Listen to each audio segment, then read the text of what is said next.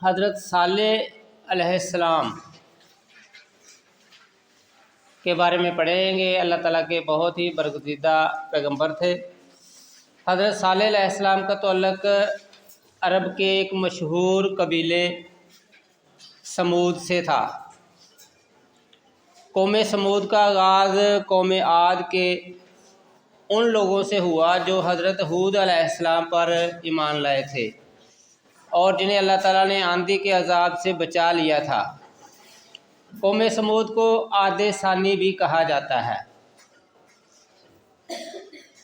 اللہ تعالیٰ نے اس قوم کو بہت سی صلاحیتیں عطا فرمائی تھیں۔ وہ پہاڑوں کو تراش کر شاندار محل بناتے تھے۔ اللہ تعالیٰ نے انہیں مویشی، بیٹے، باغات اور چشموں جیسی بہترین نعمتیں عطا فرمائی تھیں۔ قوم سمود نے بھی ان نعمتوں پر اللہ تعالیٰ کا شکر ادا کرنے اور اس کی عبادت کرنے کی بجائے کفر و شرک کا راستہ اختیار کیا اور اپنی طاقت پر تکبر کرنے لگے، یعنی اللہ تعالیٰ کی دی ہوئی نعمتوں کا وہ شکر ادا کرنے کی بجائے اس پر تکبر کرتے تھے، غرور کرتے تھے کہ یہ سب کچھ ہمارے پاس ہے، ہم بڑے طاقتور ہیں۔ اللہ تعالیٰ نے قوم سمود کو سیدھا راستہ دکھانے کے لیے حضرت صالح علیہ السلام کو رسول بنا کر بھیجا۔ آپ علیہ السلام نے لوگوں کو ایک اللہ کی عبادت کرنے اور اس کی نعمتوں کا شکر ادا کرنے کی نصیحت کی اور انہیں شرک کرنے اور بتوں کی پوجا کرنے سے منع فرمایا۔ آپ علیہ السلام نے فرمایا کہ خدا ایک ہے، صرف اسی کی عبادت کرو اور اس کے سوا کسی اور کی عبادت نہ کرو۔ یہ جو تم بت اپنے ہاتھوں سے بنا کر ان کی پوجا کرتے ہو، یہ تمہیں کوئی نفع نقصان نہیں پہنچا سکتے۔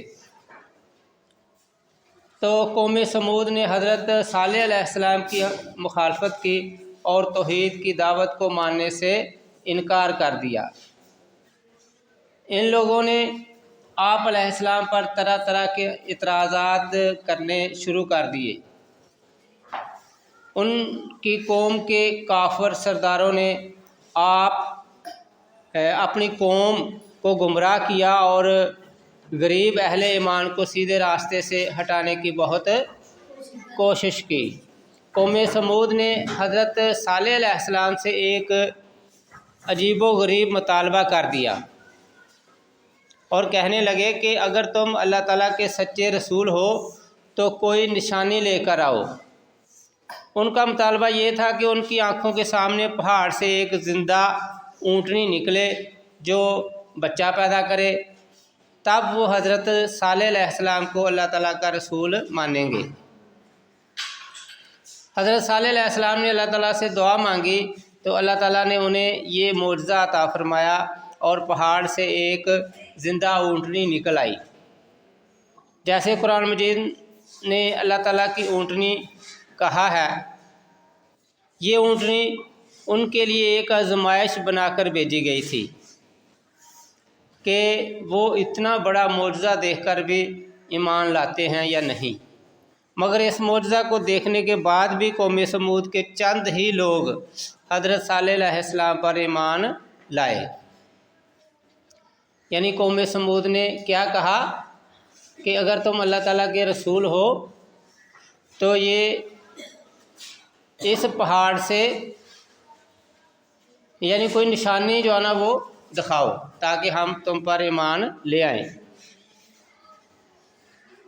انہوں نے یہ خواہش کی کہ یہ جو سامنے پہاڑ ہے اس میں سے کیا نکلے، اونٹنی نکلے تو تب ہم آپ پر ایمان لائیں گے اور آپ کو رسول مانیں گے۔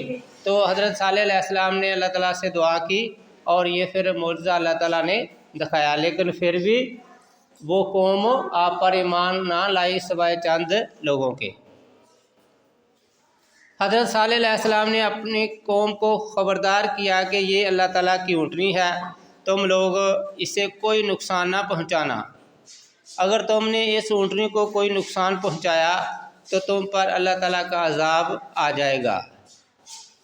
حضرت صالح علیہ السلام نے اپنی قوم کو नसीहत करते हुए फरमाया, ऐ मेरी कौम, तुम अल्लाह की इबादत करो, तुम्हारा इसके सिवा कोई माबूद नहीं।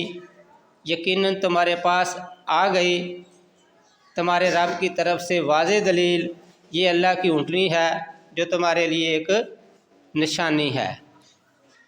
तो तुम इसे छोड़ दो ताकि वो अल्लाह की ज़मीन में खाती फिरे और उसे बुराई के इरादा से हाथ ना लगाना, और ना तुम्हें दर्दनाक अज़ाब आ पकड़ेगा, वरना तुम्हें दर्दनाक अज़ाब आ पकड़ेगा।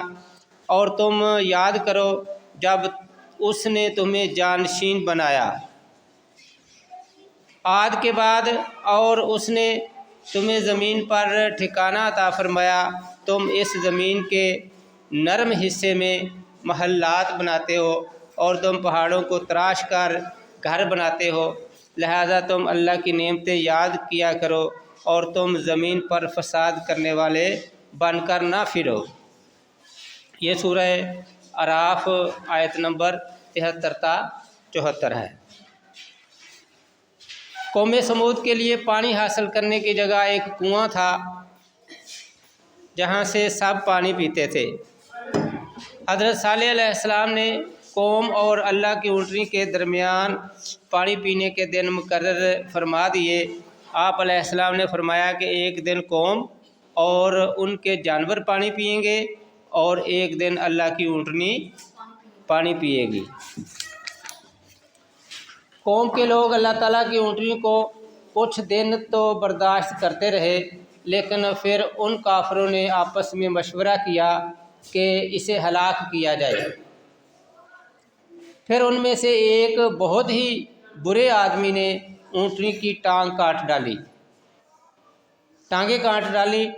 ऊँटनी चीखती हुई ज़मीन पर गिर पड़ी और मर गई। ऊँटनी का बच्चा ये मंज़र देखकर घबरा गया और भागकर पहाड़ पर चढ़ गया।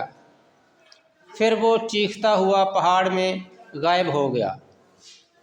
हज़रत सालेह अलैहिस्सलाम ने कौम से फरमाया कि तुम्हारे लिए 3 दिन की मोहलत है, तुम कुछ और मज़े कर लो, फिर अल्लाह का अज़ाब तुम्हें घेर लेगा। 3 दिन बाद अल्लाह ताला का अज़ाब एक बहुत तेज़ और बहुत तेज़ आवाज़ और ज़लज़ला की सूरत में आया, जिसने तमाम काफिरों को हलाक कर दिया। अपनी ताकत पर इतराते और गुरूर करने वाले ये लोग अपने घरों में बेबसी की हालत में मुर्दा पड़े रह गए।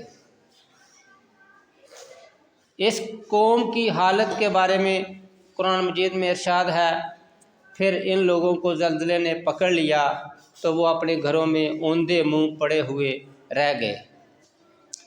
फिर सालेह अलैहिस्सलाम ने उन लोगों की तरफ से मुंह फेरा और फरमाया, ऐ मेरी कौम, यकीनन मैंने तुम्हें अपने रब का पैगाम पहुंचा दिया था और मैंने तुम्हारी खैरखाही की थी, लेकिन तुम खैरखाहों को पसंद नहीं करते। कौम समूद के वो खूबसूरत घर और आलीशान महल्लात जिन पर उन्हें बहुत नाज था और घुमंड था, अल्लाह ताला के अज़ाब से खंडरात और वीराने बन गए, गोया इनमें कोई रहा ही नहीं। ये खंडरात आज भी मौजूद हैं और लोगों के लिए इबरत का निशान हैं।